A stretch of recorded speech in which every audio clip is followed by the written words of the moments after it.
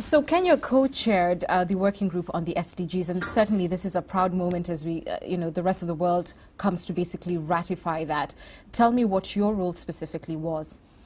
Well, as Kenya's permanent representative to the United Nations, I was elected to be the co-chair of the Sustainable Development process that put together the goals for the world.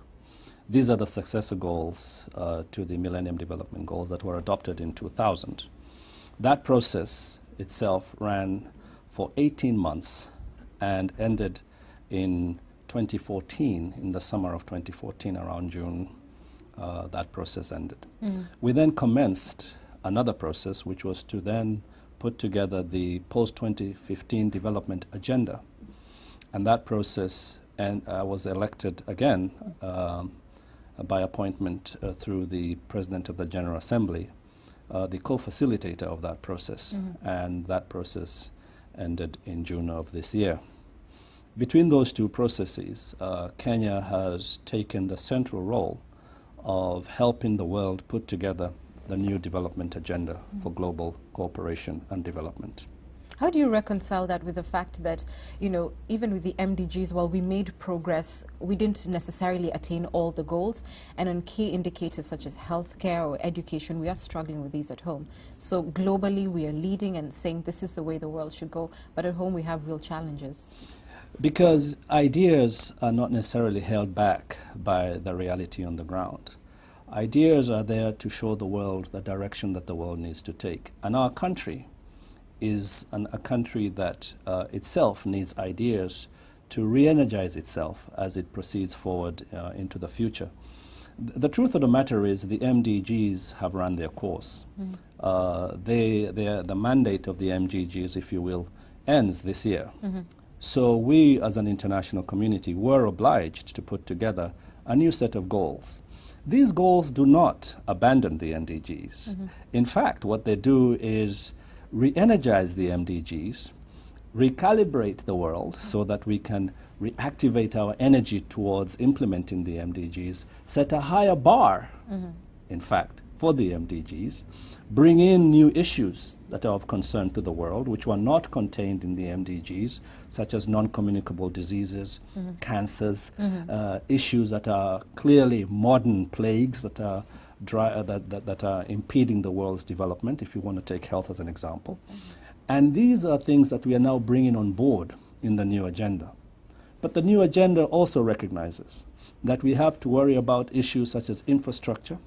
We have to worry about issues such as economic development.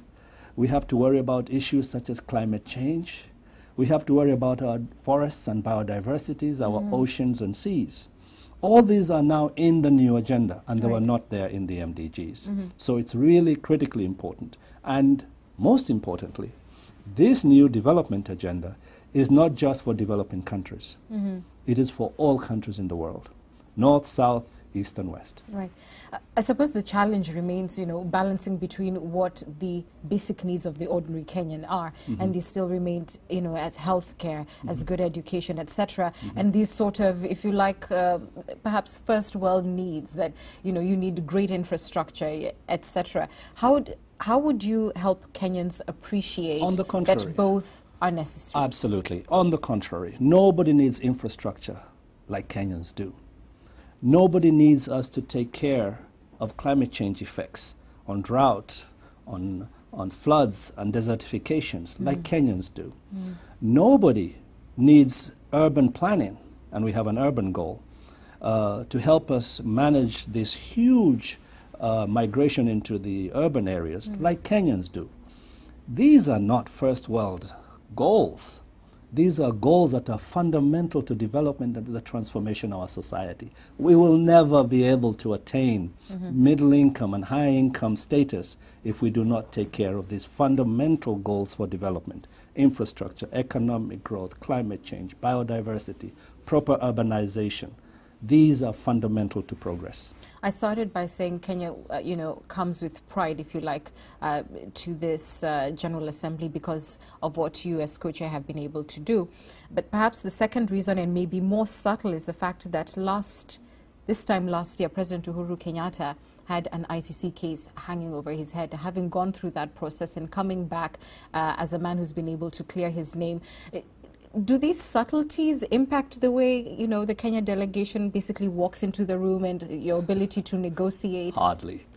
In fact, they're absolutely and completely irrelevant. When we're on the global stage, we are there to do global work. We are recognized as a member state of high standing, and we present ourselves accordingly. We are not a member state that is in any way, shape, or form perceived as to have any issue that is seen negatively on the global stage. The reality is that we in Kenya, rightly so, see these issues around the International Criminal Court as critically important to our political reality. That is the nature of our political state. But if you go to any country, any in the world today, there are domestic issues that loom large in that society, okay? That affect their leadership, that affect their politics, and the citizens of those countries are fixated on those issues. That's normal. But that does not mean that when they come to an international platform, that somehow they bring their domestic, or as we say in Nairobi, their domes all the way on their sleeves, okay. you know, to an international stage. You don't do that.